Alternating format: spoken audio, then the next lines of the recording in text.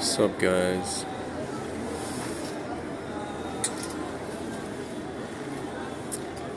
Just gonna wait for some people to show up. I didn't bring my microphone today, so hopefully you guys can hear me. Just nod and wave if you can hear me properly. Just wait for more people to show up. You know, it's interesting. I have 35,000 fans on this page. You would think I would get at least 10 people at a time, but nope. That's not how that works. That's not how that works. Hey. Oh, there we go. 2. I think it's what? It's almost noon, 11:30 in New York. So, I'll tell you guys something.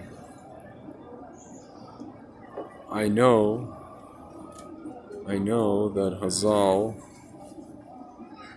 were sitting here thousands of years ago, hundreds of years ago, and they were, prophesizing what would be before the Mashiach. And, yes, sup guy. No, there's like 5 people now.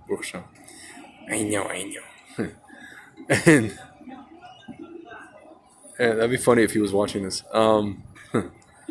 So, Chazal was sitting not too far from where I'm sitting. Mr. Nachliel can correct me if I'm wrong. And they were saying, that right before the Mashiach would come, there would be this kind of force called the Sitra Achra that would be fighting. The Satan would be fighting like crazy. But first of all, I didn't think I would be living in such a time. We didn't think we'd be living in such a time. Not only that, we didn't think that it would be a thing where you wake up every single solitary morning, and it almost seems like every morning it's winning. It's winning and you're losing. Like every day you wake up and it's like whatever sphere of life or I don't know politics, you look around and it's just winning, and everybody, like normal people and good God-fearing people are losing. I'll give you guys an example. Like today, today's the day after 9/11. Obviously, yesterday I couldn't commemorate this day because even though yesterday was 9/11 because it was Shabbos. So today I decided to go. There is a very nice memorial that they made. Memorial Park, 9/11 Memorial Park, just outside of Jerusalem in the forest, just north of Jerusalem. And the only way to get there, you can't get there by bus. You have to take a bus, let's say, to this, central bus station, then in my case, take a taxi. So I got into a taxi, and, taxi's like 15 minutes. We get there, we get to this entrance of the park, and there's a whole security thing there. Security, whatever, cadre, whatever you want to call it. Padre, whatever. And this nice lady from, I guess, JNF, Karen Kayemet, Kakao, very nice, like, American lady comes over, so starts talking to me. She's like, listen, there's a whole Tekes here, a ceremony here, with an ambassador, a U.S. ambassador to Israel, like a temporary or a deputy, I don't know, some guy. And she's like, usually we have 300 people, now this year we have 100 because of COVID, this and that. I'm like, listen, I don't even want to be part of this thing. Honestly, I just wanted to go here for like 15, 20 minutes, film when I wanted to film, and leave. I don't have to be part of the tech. She's like, I get that, but she's like, there's security all over the place, and we're basically doing security checks since 3 o'clock. So basically, anybody that goes up there, doesn't matter if you're part of the thing or not, you have to go through a security check. You have to be on the list. So she calls up the office. Very nice lady. She tried. She really tried. She's like, I told her, listen, I was in New York. I saw, the towers fall, sort of. Actually, I'll tell you guys the story of what I really saw. But I told them I was in university, I was in New York, so I really, it's something near and dear to me. So she called the office, I guess in the center of Jerusalem, and she asked, told the lady the story. It's interesting, they didn't say a flat out no. They asked me, like, what's the name of my blog? I told them the name of my blog, and they probably checked it out, and they probably were like, and that's where they came up with, their standard excuses. Oh, this and that, the list, security, blah blah blah. The spiel. So I'm thinking to myself, you know what? And then she goes to me, they also have a previous ambassador coming. I was like, who, Friedman? Trump? She's like, no, Shapiro, the one by Obama. And I was like, okay. So basically, I'm thinking to myself, you know what? This is that kind of party. You know what I'm saying? That kind of Erev party. I don't need to be there. I went to an event 8 years ago in the convention center. They had it for Perez's birthday. They had all kinds of people. And at that time, I was already like half what disgusted, feeling weird vibes. This time around, I'd probably be puke just standing there. So I was like, you know what? Let me go somewhere a little holier than this. So here I am at the hotel. Oh, so then a friend of mine is planning a trip tomorrow, or he was going to plan a trip tomorrow to Kever Yosef, a bus. Last time it was planned was in, I think it was Rosh Chodesh Elul. It was canceled because of security issues. Today I messaged him. I said, so what's going on? Are they going to cancel? I heard Bennett is talking about, not allowing people to drive into Yadav Shomron unless you live there for security reasons. He's like, I don't know. We'll see. He's just bluffing, blah, blah, blah. So I get to the hotel. My friend just writes to me a message. He writes, and we just had a conversation 30 minutes before. He writes to me, damn it. I'm like, let me guess, man. He's like, yeah. And I'm just like to him, man, it just seems like the Sitra Achra is winning. Every day you wake up, it's winning. You look around, this guy did something, this politician did something, this guy announced, Biden announced this. People who want to go to this place can't go here. People who go, have these ceremonies bashing religion and bashing,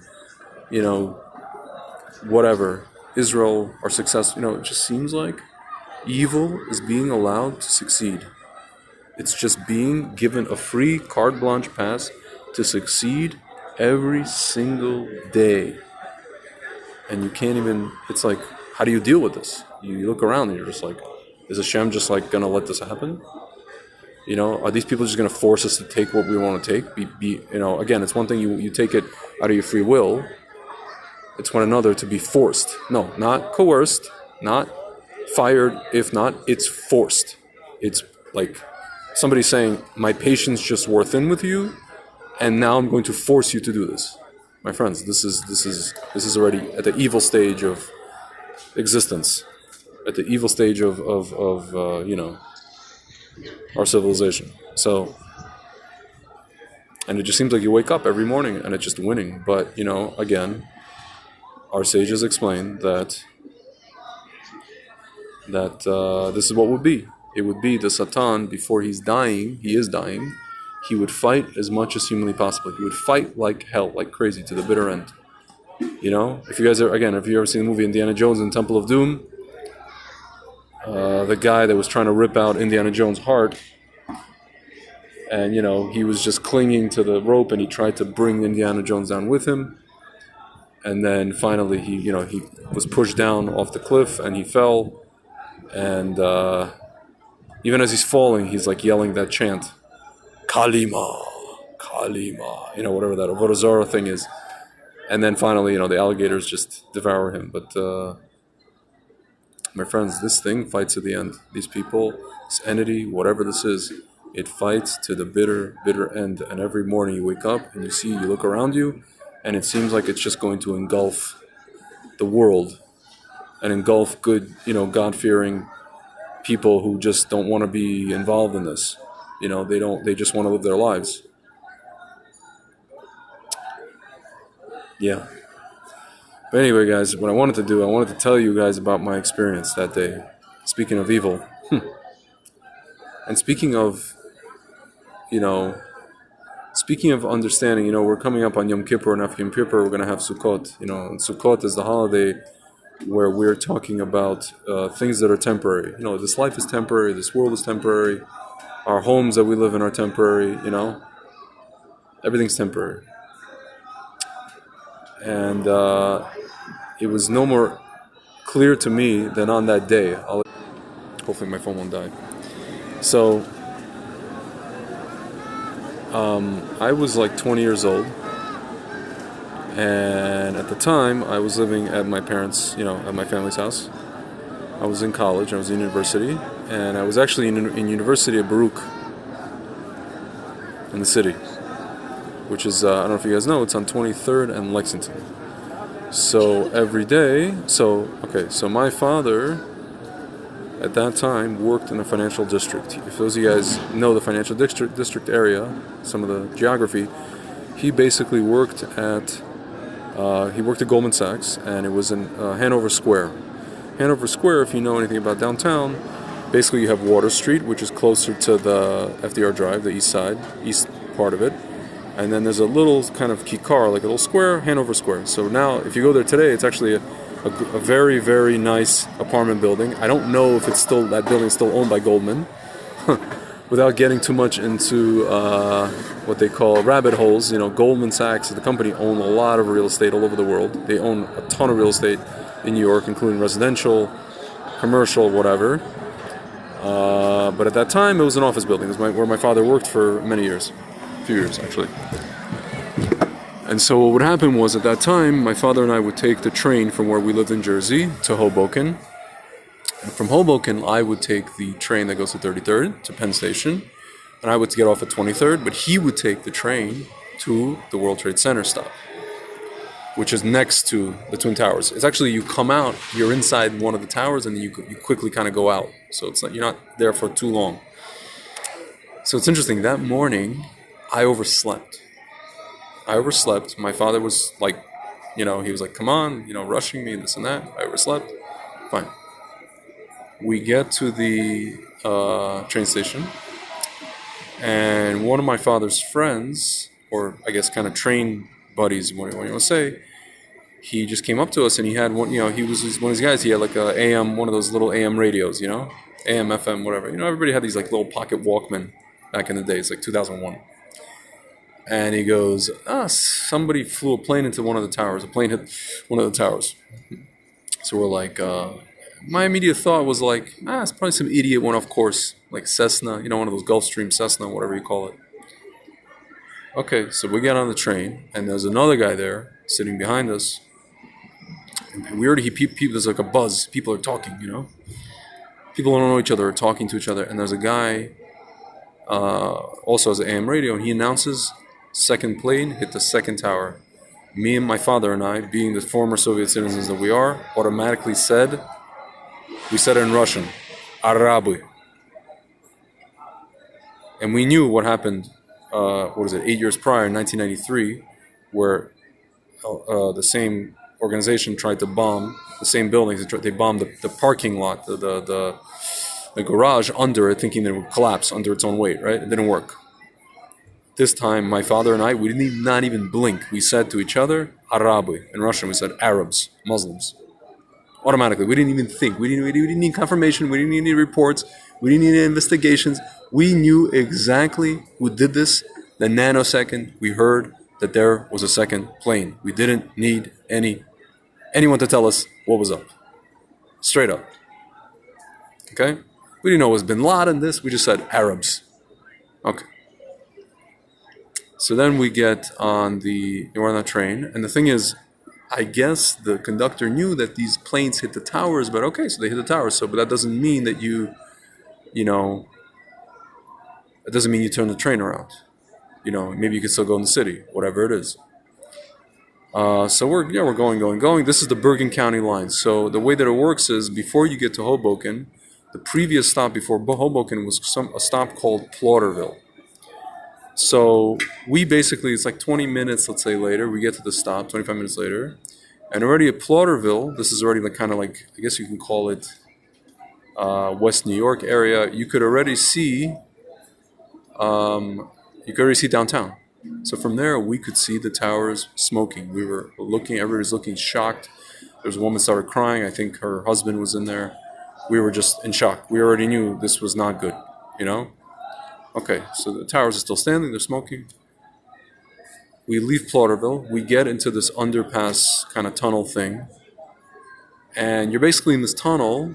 This is between Plauderville and Hoboken. You're in this tunnel for about 7 minutes, 8 minutes, right? So we're in the tunnel. We get out of the tunnel. And just before Hoboken, we look out the window, and there's nothing there but towers of smoke, but pillars of smoke. It basically was there 8 minutes ago, the towers, and there is absolutely now nothing there. People are just in shock. In shock to the point of like they don't even know what to say. People are just like, it's like we've saw, I don't know. It's like we're looking at a movie. We're not looking at anything real. You know, we were just, I don't know. And then we pull into Hoboken. The conductor tells us, listen, ladies and gentlemen, we're gonna just go back to where we came from. And of course, we start calling, making phone calls, the lines are tied up. And we're still like in shock. The lines tied up. We finally we get to like Garfield, New Jersey. We reach, I guess my grandmother reached me. She called me. My mother, I think, reached my father, or the other way around. We get home, and it's just, we start watching this stuff on loop. And the thing is, people on the West Coast, Los Angeles, people are just waking up. They don't know what's flying. Some of these people wake up early, and they're just like, oh my goodness, like, wow. People are just like, what in the world? And then we see Giuliani is doing his thing, and yeah, but I realized that day, I was 20 years old, and I realized that day, something, a symbol of power and prestige and strength, any symbol in life, anything that has prestige and strength and power, whether it's a person, whether it's a place, whether it's a thing, can just be, on top, literally on top of the world one day, 1 minute, 1 moment. And then I don't know, 5 minutes later, it can all come crashing down at the drop of a hat. And I realized that day, everything is temporary, and Hashem is in control. And actually, guys, it's funny. I didn't grow up religious at that time. I was still kind of traditional. I used to go to shul with my father, and wasn't putting on tefillin or anything like that, but I realized at that time, already, and I heard about this whole idea of Mashiach, and just some kind of patchwork ideas of what would be when Mashiach comes, peace on earth and truth and this and that and the other. And I didn't know so much in depth. I didn't have all these sources and all these kind of things. But at that time, I kind of sensed, we're basically now, from that moment on, even a lot of these pundits were saying, we're in a post 9/11 world. They were talking about politics, more geopolitics and dynamics. But for me, it was deeper than that. For me, it was like, now I could sense that now we are entering into time of the era where the world is going to be entering something else. And I'll tell you guys, as the years went by, year after year, I felt it. I didn't have the verbiage or the lashon or the vocabulary or the knowledge to express what I felt. I just felt it more and more and more and more as the years went by. That we're getting closer to something greater. And then I remember 2007, I went to Israel. I had certain feelings when I was here. Again, still secular. 2008, I went to my friend's wedding, even more. 2009, I went on a race trip. I was already kind of learning Torah, and then I was like already, wow, like, okay, oh my gosh. Then I was like, okay, Mashiach is coming. I just started saying those things. And it's funny, like everybody around me, people who were also learning and kind of in that same realm and consciousness, I noticed everybody was saying, we're now in the era of Mashiach. Rabbis were saying it, people I know were saying it, friends, not so religious, more religious, less so religious. Mashiach is coming. Mashiach. We've been saying it since like maybe 2008, 2009, like, I don't know, every week. And now that COVID hit, I remember a friend of mine used to call me, it was like morning here, 9 o'clock and 2 a.m., 3 a.m. in New York, and he would just tell me, his mother just recently passed away last year, and he would tell me, Tzvi, I can't take this anymore. He's in Brooklyn, he's like, I can't take this anymore. When is he going to come already? When are we going to have T.S. Mason? When are we going to have this? When are we going to have that? It's just like very simple, pashut. Obviously there's more complicated things that need to happen. There's more, all these different things that talk about the process, but most people are just like, when is it going to happen already? When are we going to have this ready? We could feel it. We feel it in the air. We understand what's going on. But since that day, again, I didn't start keeping Shabbat and learning Torah until I was like, you're talking learning Torah maybe 2008, 2009, keeping Shabbat until 2011. But even before that, again, since that day, I really felt things were just, it was only the beginning of our awakening and of, I guess you could say, the mass red pilling of society. But it looks to me like most people are still not. A lot of people are, but many people are not awake. They're walking around pretending like, I was saying it many times already, people, doesn't matter who you are, you want to take this shot in your arm, you don't want to take this shot in your arm. Both groups of people are saying the same thing. One group is saying, leave me alone, leave my business alone, let me make my own decisions, and if, I just want to get back to normal. The other group is saying, let's take the shot, let's all take the shot, and we'll get over this thing if we all take the shot. Why? So we can get back to normal. So all these people want to get back to normal. My friends, I hate to tell you, we're not supposed to get back to normal. Since September 11, 2001, the name of the game is not normal. The name of the game has not been having to go back to normal. The name of the game is progressing to something, whether it's the next stage of Jewish history, the next stage of humanity, human history, human development. My friends, we're supposed to elevate to the state, what's called, the Kabbalah, Zohar talks about it, the state of Adam, the way Adam was before the het